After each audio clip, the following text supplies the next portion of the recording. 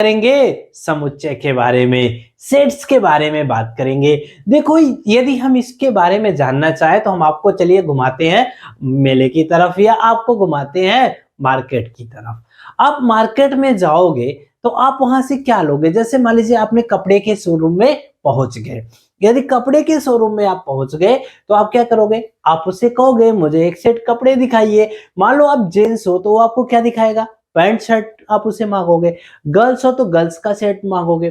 तो यदि आपने मान लो जेंट्स हो, आपने उसे कहा पैंट शर्ट का मुझे सेट दिखाइए, तो अब वो आपको क्या करेगा? बहुत अलग अलग टाइप का आपको पैकेट देगा जिसमें अलग अलग पैंट सेट शर्ट के सेट बने पड़े होंगे। तो आपको क्या किया? जो पैकेट दिया ना, इसी को समझ जाओ, हम यहाँ पे मझले ब्रैकेट में रख देते हैं। वही जो पैकेट है वही आपका सेट है। अब इसमें क्या था? पैंट था और शर्ट है। पैंट है और शर्ट है। अब पैंट शर्ट को आपको दे दिया, पैंट शर्ट आपने उससे ले लिया, ठीक है। जब पैंट शर्ट आपने उससे ले लिया तो अब कहा कि क्या वो मिसमैच होगा तो आप लोगे? जैसे मान लो एक कहे कोई ऑड कलर का शर्ट दे दे, पैंट कोई दूसरे कलर का दे, तो क्या आप लोगे? नहीं, दोनों की मैचिंग होती है। मतलब इन दोनों का कुछ अपना एक रिलेशन होता है, वही इसीलिए इसमें रखा जाता है। गर्ल्स का जैसे मान लो आपने कहा पैंट शर्ट दे दो, गलती से वो इसी आपको सूट उसी में एक ठोकर थमा दे, क्या आप लोगे? नहीं लोगे। तो इसका मतलब वो उस पैकेट में सूट आया कहां से? गलत हो गया, तो फिर तब वो सेट नहीं बनेगा। सेट क्या बनेगा? इसका मतलब सेट आपका डिफाइन होना चाहिए। कैसा होना चाहिए? डिफाइन होना चाहिए। जैसे आप देखोगे अक्सर होता है, हम बर्तन के शॉप पे जाते हैं तो हम वहां पे क्या कहते हैं? डिनर सेट दे दो। तो डिनर सेट में डिनर पे जितने भी बर्तन यूज होते हैं वो पूरा उसका बना के रखा रहता है, उसमें कुछ आपको अलग से लाना नहीं होता यदि आप उसको खोल लो तो हम वो सेट मांगते हैं उससे। वही चीजें यहाँ हम यूज करेंगे, कुछ नया नहीं है सेट में। जो आप अपने अगल बगल यूज करते हो, जहां भी आज तक आप सेट यूज कर रहे थे, सबको जान जाओ यहाँ पे हम यूज कर सकते हैं। जैसे आप जाते हो, मान लो आपने गए किताब के शॉप पे, तो आप उससे कहते हो ना कलर का सेट दे दो पूरा, तो उसमें देखते हो कि वो आपको ऐसा पैकेट देता है जिसमें बहुत डिफरेंट डिफरेंट कलर के पेन्स रखे होते हैं, तो आप पूरा उससे सेट मांगते हो, तो वही सेट है। अब जैसे मैं आपसे कहूं, अब थोड़ा मैथ की भाषा में, नेचुरल नंबर का सेट दे बताइए। नेचुरल नंबर का सेट मतलब वास्तविक प्राकृतिक संख्या का, तो कहां से होता है? 1 2 3 4 5। आप कहोगे सर ये तो प्राकृतिक संख्या है, तो उसको ला दिया।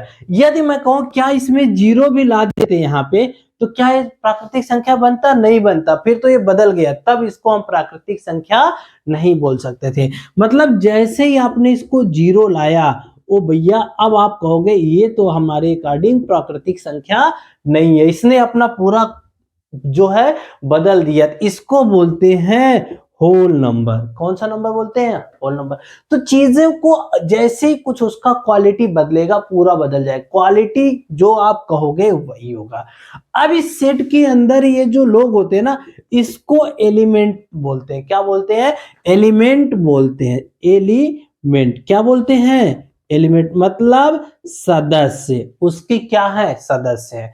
जैसे आपके फैमिली है, मान लीजिए आपके फैमिली में 5 लोग हैं, दादा दादी और मम्मी पापा आप।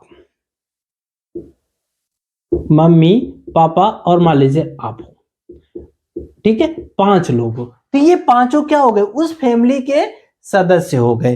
तो जो ये सदस्य, इनको क्या बोलेंगे? सदस्य। लेकिन पूरा मिला दिया तो यही क्या हो गया? परिवार हो गया। और यही परिवार एक सेट है। आप ऐसे समझो, गलतियां कभी नहीं करोगे, सबको ऐसे लिख दिया तो ये क्या हो गया? सेट के एलिमेंट। अब इनको अलग आओगे तो दादा भी क्या है? परिवार के सदस्य है। दादी भी क्या है? परिवार के सदस्य है। मम्मी भी क्या है? परिवार के सदस्य है। पापा भी क्या है? परिवार के सदस्य है। आप भी क्या हो? परिवार के सदस्य हो। तो जो भी इसके अंदर लिखा जाएगा उसको बोलेंगे सदस्य, उसी को एलिमेंट बोलते हैं। देखो कितना आसान है, अब आपको समझ में आ रहा होगा। सेट बहुत आसान है, कुछ अलग नहीं है। अब इसको लिखते क्या है? 2 तरह से लिखते हैं। एक होता है सेट बिल्डर फॉर्म और एक होता है रोस्टर फॉर्म। तो रोज ये जो नंबर्स में लिख दिया तो वो हो गया रोस्टर फॉर्म, जिसको बोलते हैं सूचीबद्ध।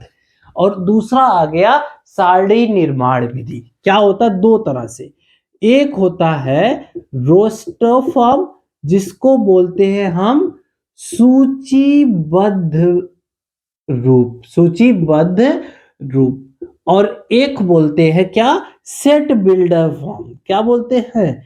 Set builder form. तो सेट बिल्डर को बोलते हैं हम सारणी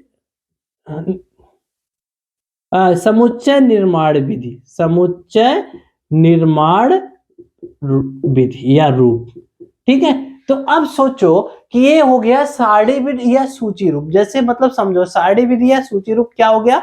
जैसे आपसे कहूं 10 से छोटी सम संख्या, क्या बोला? 10 से छोटी सम संख्या का समुच्चय। तो आप क्या कैसे लिखोगे? आप इसको ऐसे लिखोगे, कोई सेट बनाओगे 2 4 6 8। क्या आप 10 लिखोगे? नहीं लिखोगे। क्यों नहीं लिखोगे? क्योंकि 10 हमारा क्या है? वह छोटी, 10 से छोटी नहीं हुआ, बल्कि वह पूरा का पूरा 10 हो गया। 10 से छोटी तो रहेगा नहीं, वो तो 10 है। हमें चाहिए क्या? 10 से छोटी चाहिए। तो 10 से छोटी के लिए 2 4 6 8 हम लिखेंगे तो आसानी से हो जाएगा। यहां देखो सूचीबद्ध कर लो, चाहे इसी को कहते हैं सारणीबद्ध। ठीक है, दोनों चीजें यूज करते हैं। अब देखिए, अब क्या हो गया? आगे बढ़ते, जैसे हम कहे कि नदियों का समुच्चय, भारत में जितनी भी नदियां हैं उसका समुच्चय, तो आप गंगा यमुना से सारा कुछ कर सकते हो, जितनी नदियां हैं।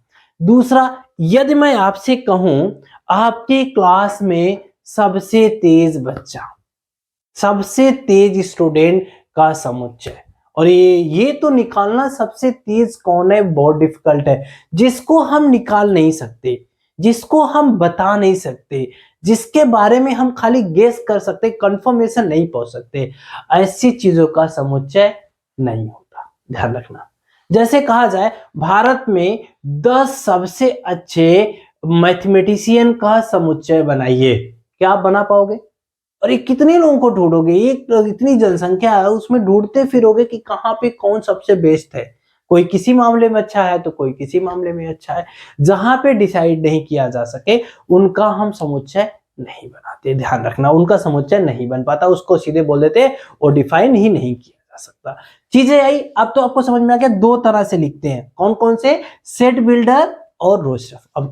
अब आया सेट बिल्डर, कैसे लिखेंगे इसी को सेट बिल्डर लिखना तो ऐसे लिखेंगे, मान लो सेट ए है x सच दैट x क्या है? सम संख्या 10 से छोटी, x 10 से छोटी सम संख्या है। क्या है? 10 से छोटी सम संख्या है। ऐसे लिख दिया तो ये हो गया आपका सेट बिल्डर फॉर्म। ये ऐसे यदि नंबर में लिख दिया तो क्या हो गया? Roster form. अब देखो कुछ और चीजें हम जानते हैं, जैसे हम कहें नेचुरल नंबर मतलब प्राकृतिक संख्या का समुच्चय, उसको डायरेक्ट एन से दिखा देते हैं। आपसे कहा पूर्ण संख्या का समुच्चय, तो डायरेक्ट क्यू से दिखा देते हैं, क्यू से क्वोशिएंट को दिखाते हैं, पूर्ण संख्या मतलब जेड से दिखाते हैं। आपसे कहा वास्तविक संख्या का समुच्चय, सीधे आर से दिखा दिए। आपसे कहा परिमेय संख्या का समुच्चय, क्यू से दिखा दिए। ठीक है, इन सब चीजों को अलग अलग चीजों से दिखाया जाता। देखो ये है हमारा तरीका, इसको डायरेक्ट कहीं कैपिटल एन लिखा गया मतलब सिंपल समझ जाओ क्या है, वैसे वहां पे प्राकृतिक संख्या है। जेड आ गया इसका मतलब पूर्ण संख्या है, यहाँ पे आर आ गया मतलब वास्तविक संख्या, कहीं पे क्यू लिखा मतलब परिमेय संख्या। एक चीज और, कहीं पे प्लस जेड लिख दिया तो मतलब धनात्मक पूर्ण संख्या हो गया, कहीं पे धन आर लिख दिया मतलब धनात्मक वास्तविक संख्या, कहीं पे धन क्यू लिख दिया तो क्या हो जाएगा? परिमेय संख्या लेकिन धनात्मक। यदि यहाँ पे ऊपर ऐसे ऋण लिख दिया तो क्या हो जाएगा? पूर्ण संख्या लेकिन ऋणात्मक में। यहां ऋण दिया तो वास्तविक संख्या लेकिन ऋणात्मक, यहां ऋण लिख दिया तो कोसेंट मतलब परिमेय संख्या लेकिन ऋणात्मक। चीजों को ध्यान रखना।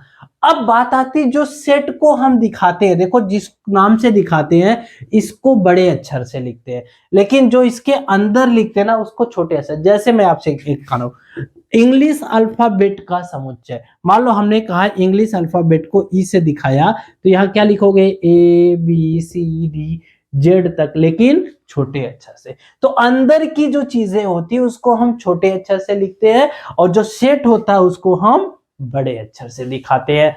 आइए चलिए अब हम एक्सरसाइज की तरफ चलते हैं। अभी जब एक्सरसाइज के बहुत सारे क्वेश्चन को बनाएंगे ना, आपको आसानी से समझ में आने लगेगा, और आसानी से आपको अच्छा भी लगेगा। कितना आसान है हम समझ ना पा रहे थे आज तक, बहुत आसानी से आप